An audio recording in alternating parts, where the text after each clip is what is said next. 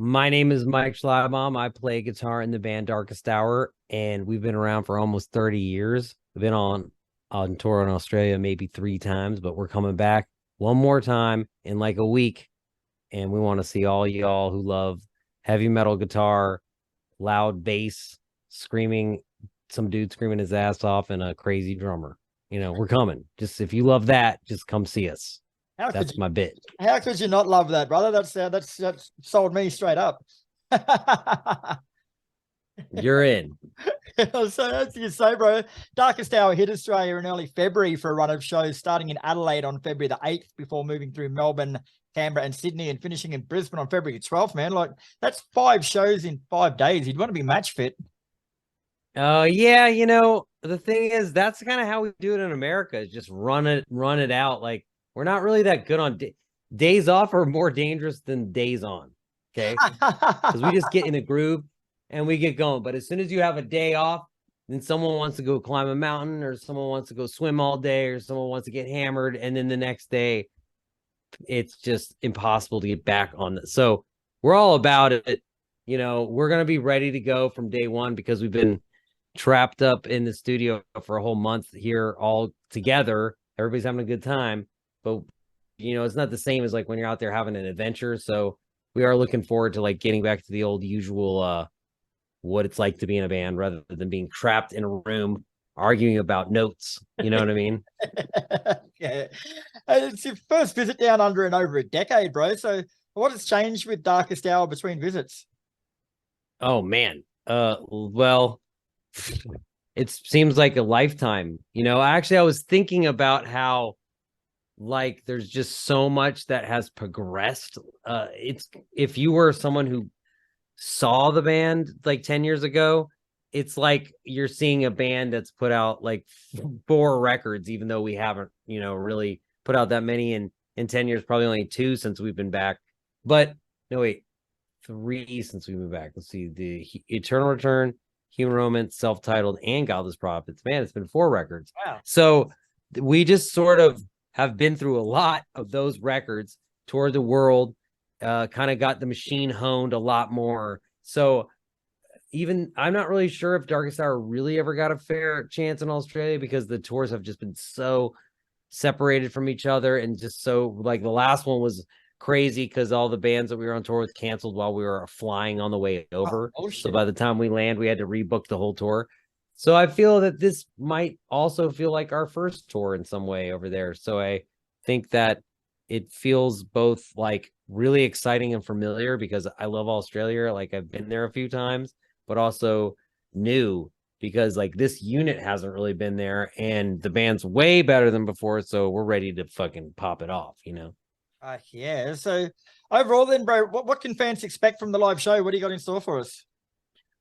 Well, although we are working on a brand new record and have a bunch of those songs itching to be played, we really want to have this set be really about like what is Darkest Hour? You know what I mean? Like we haven't been in so long, and you all are our third highest streaming country in all of our little digital, calculations. So it's really interesting that we haven't been there in so long. And I think that tells us too, like, well, if people are really listening to all this music over there, we might as well like go and play the songs they know and the ones they've come to love. We're not necessarily a band that likes to shove stuff down people's throat, like, hey, this is our album, this is our tour, this is what we want to do. We like for the fans or friends or people who are at the show to connect to what we're doing. So I think this tour is like, we're here to give you everyone pizza. You love Darkest Hour. Here you go, man. These are all the hits, done fresh, Yeah. and let's enjoy them together kind of vibe. Yeah. So along those lines, bro, like you've got 9 albums and 2 EPs to draw from. So as your career progresses, mate, like do you find it more and more difficult to get a set list that's going to please the majority of people? Yeah, well, the thing is, we really like relate to people that enjoy the band. So we are really in a lot of contact with them. We do a lot of the self-management, a lot of the social media. We run a Patreon, which is like a really more in-depth connection that we do, kind of like a paid monthly thing, like a fan club. And So in one sense, yeah, we have a lot of material and we can only fit it in so much time. That's tough. But also we kind of have a sense for the songs that people are always saying they want to hear, and the ones that get the most comments and the ones that get the most traffic. So we sort of take a global poll of everything. And then we've been doing this, like we've been touring a lot, just not in Australia. So we know what works. Yeah. And I guess this is the kind of like give them everything that works at once. And in a lot of ways, this is our favorite type of thing to do, because when you're doing a support tour, something where it's a little bit less controlled, you have to sort of tailor it a little bit even more like tightly. So I think this is what we're good at. Like, oh, give them a badass rock Darkest Hour concert that's like an hour plus long. Done. We know what people want to hear. You know, I think it'll be tougher once we add new songs. Yeah, again, yeah. you know. The Darkest Hour formed back in 1995, mate. So run us back to that time, mate. And what was the musical climate like back then that gave birth to the band? And where did you initially fit in? All right. First of all, people, there was no internet. Yeah, true. And no one had a cell phone. Okay. Just like gonna put that there for a minute. No internet and no one had a cell phone, you know. So like you could like find out about like music like Michael Jackson on MTV, you know what I mean? But if you loved heavy metal, you loved death metal, you loved hardcore, this was like not really in the greater public awareness. So we were very lucky to have been coming up in getting into music, becoming teenagers in the Washington D.C. area, where at the same time this sort of budding straight edge hardcore vegan animal rights based metal mixed with hardcore world was sort of forming, you know. And we got all of these early era bands like anybody from Converge, Integrity, Snapcase, Hatebreed, Sick of It All, you know, like just that kind of like, you know. Also you had more even hardcore like Gorilla Biscuits, 7 Seconds, that type of stuff. Like all of these bands were like touring and playing, and we were started playing with those bands as the opening band and getting in that subculture. And through that you were meeting people who were in different cities, and we buddied up with the band and were able to book some shows that were a string of dates around the East Coast. And I mean, again, using home phone, wired phone, and books that people printed with, like, there was this book called Book Your Own Fucking Life that you could just like call people up in different cities and go, yeah, I have this space, you can come here. And it was very DIY. And in some ways it felt harder because you didn't have all these tools that you have. But in some ways it was easier because when you connected with people, it like stuck a little bit better because it was like the underground, you know? And this was sort of like the world where Darkest Hour started. And then as the underground became more mainstream and we did the 2004 Ozfest that sort of brought that era out into the public, then we sort of switched to more of like a general touring band, you know, that had become known a little bit, could do the clubs, had a record label, had a deal. But in that early climate, it was really like word of mouth, you know, going to shows every weekend, going to see different bands play. You know, we would collect, you know, paper flyers that people would print up and make, and they'd pass out, and then you'd have to like kind of navigate having a whole list of them and putting them on your calendar and going to them. And it was just it was not to make us sound old, but it was definitely a very different time that created the band. But we've survived like the inception of the music industry on the internet, the dawn of social media, the advent of streaming, you know what I mean, on top of surviving like putting out CDs and then vinyl and never putting out a CD again because people don't buy them, just like navigating all of those changes. So that's a long answer for you. Oh yeah, I like it. And your sound combines many elements of metal, mate, and punk into one sound that's like uniquely your own. So was that a sound that you initially planned and worked towards, or was it more natural? I think part of it was the culture of what was happening, because I think a lot of the people were around, like I mentioned, a lot of the other bands, a lot of the scene was starting to blend heavier, more extreme metal with punk and in hardcore, kind of like subculture, and it just became more normal to have a show where you'd have an emo rock band, a blistering grindcore band, a more death metal style band, but they all sort of fit within the subculture of it. And I think that coming up really helped us begin to blend these influences we were finding, like, because after we discovered vegan straight edge, then we discovered Scandinavian heavy metal, and the new wave, like In Flames, At the Gates, that sort of vibe, all the Swedish bands that were coming over. And once we discovered that, we started interjecting that influence into the music too. And the greater collective good of all the metalheads accepted it, because at the same time they were digesting those things happening too. So I think a lot of it had to do with the surrounding influences of the scene and the musicians we were around, as much as the records we were listening to. So how would you say overall, mate, that the band's sound has changed from your debut EP, the Misanthrope, in 1996 to now? And like, is that something that is it a noticeable change to you guys? Like, Yeah, regulated. Is it noticeable? It is absolutely 100% noticeable, unfortunately.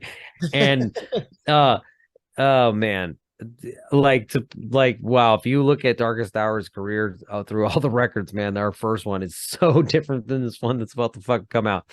But at the same time that I laugh at that, I think of how different it is.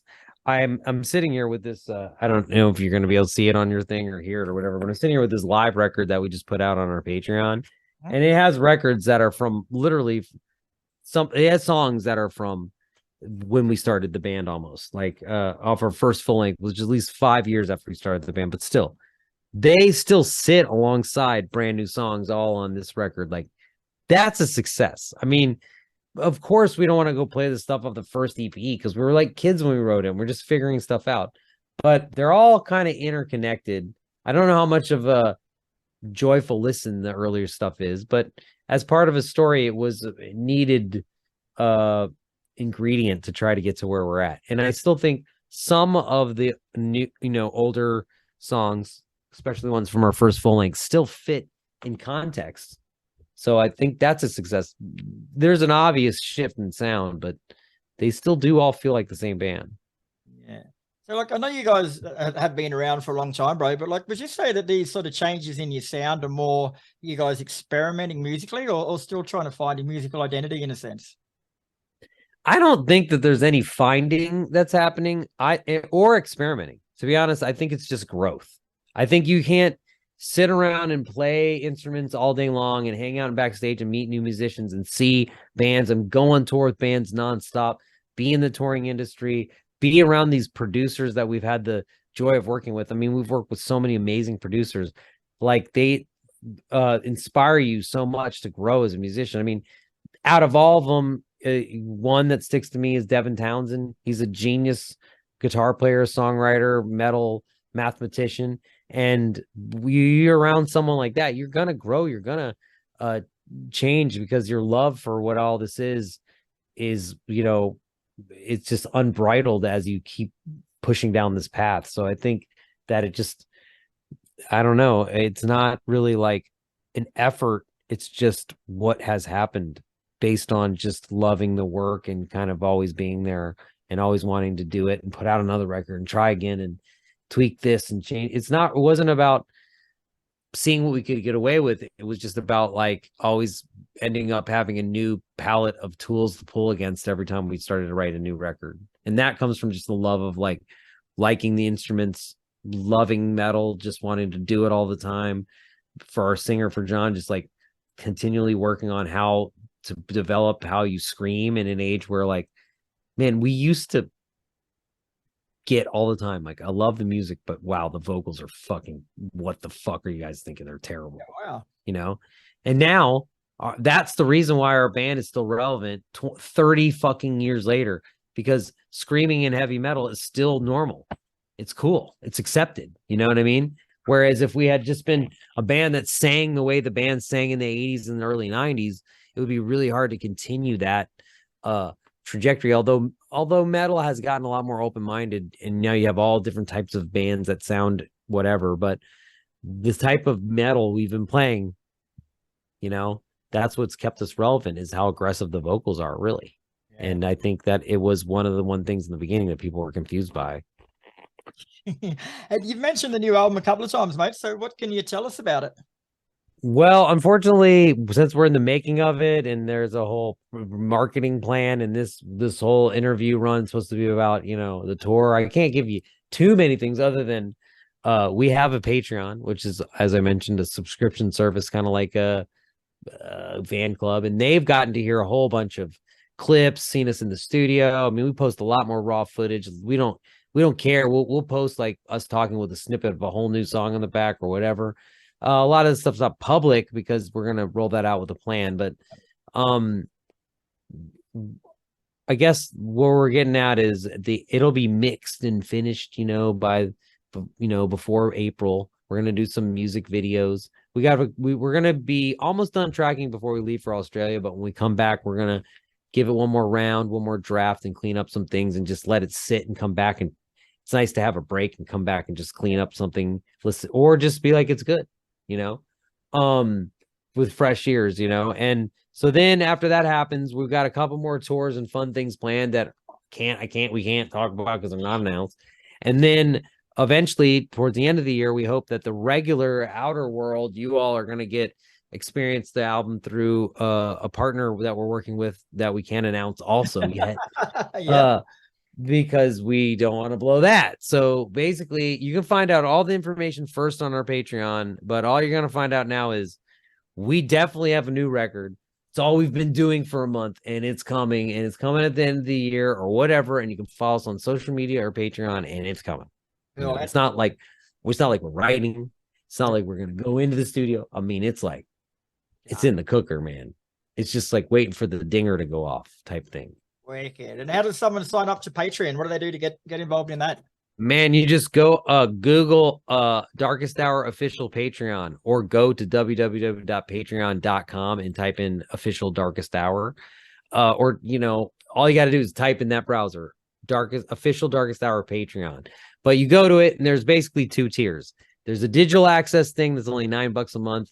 Go in there. You can see all the videos we're posting. Lately, we've been doing more digital stuff than the physical stuff, which is the second tier, which that gives you all the free items. And they come out, you know, in the past, we've been doing more a year because we weren't actually making the record.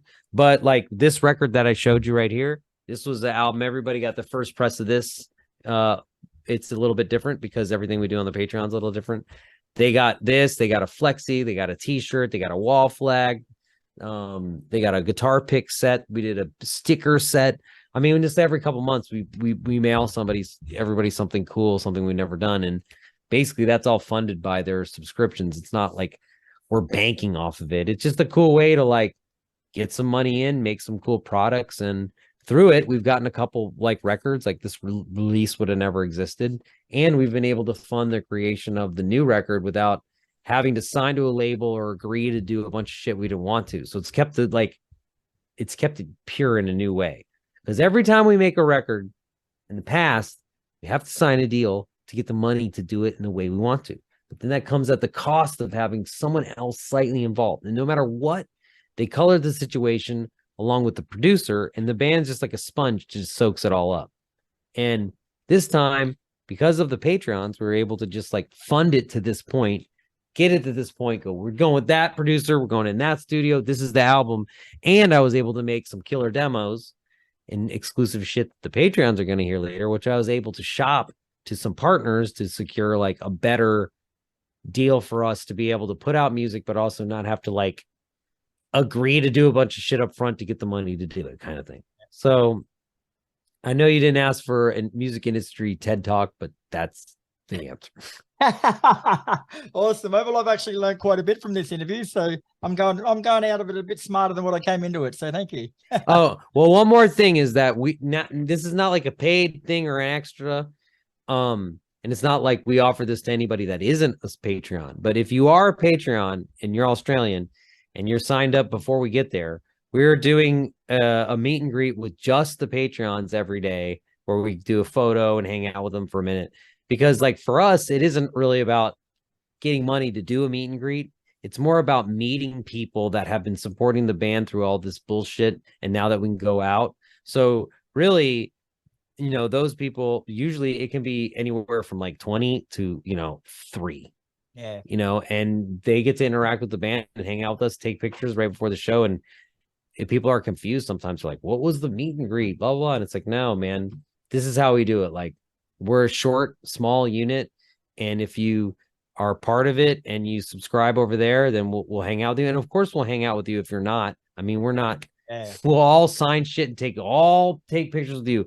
But we get connected. Like I send these items. We do it all ourselves. We don't have like someone else doing this shit. So we send these items to people. I start to remember people's names, their addresses. Shit, I'm just the guitar player, but you get to know people in a way you never would if you had a merchandise company and blah, blah, blah. So there is some element of connecting in a new way that I haven't sort of really reconciled yet with my brain, but we've enjoyed that part of it more than anything, really. Yeah, cool. So if I chuck something in the interview about that Patreon meet and greet thing, is it only for existing subscribers, or if people subscribe before you get here, will they get that? Like, yeah. Anybody that's subscribed like the day of the show gets in. You know what I mean? Like, it's not like. And we always let people bring a guest too. So if you're a subscriber and you bring a guest, that's fine. They don't have to be. You know what I mean? Or if you need to bring 2, we don't give a fuck. You know what I'm saying? We just want to find out who took the time to go in there and actually send us $12. Yeah. You know what I mean? Because you can't fucking go to like Starbucks here, at least in America. I mean, I know we're doing the exchange rate. You guys got calculators, but you can't go to America and go to Starbucks for less than $12 nowadays, man, or fucking Subway or all the cheap ass places we used to go on tour. So it's really a little, but it goes a long way, because just with this little ass thing, we're not talking about X royalties from other records funding this thing or our merchandise company. I mean, running a band, the business is hard, and especially through the pandemic. And this little subscription thing, man, it got us to here, and it's going to be the reason why you all get album 10. And I'm really excited about people hearing it. I don't want to say it's our best one ever, but yeah, we're fucking stoked. You know? All right. Well, I can't wait to chat with you again in the lead up to that release, mate. But in the meantime, Darkest Hour are in Australia on February the 8th, and they've got shows in Adelaide, Melbourne, Canberra, Sydney, and Brisbane. So I shall see you at the Brisbane show, my friend. Oh, fuck yeah. All right. Well, Jack Daniels, we'll take a shot. Okay. So Let's have several. Just go get, but you know, not too many before the concert, but after, no problem. But I just want you to go get a shot, and then you come up and go, oh, hey, man, what's up from the podcast shit, man? I'll be like, damn, what's up? And then it's on. All right. So all right. It's all set up. You're probably going to regret saying that, mate, but it's on.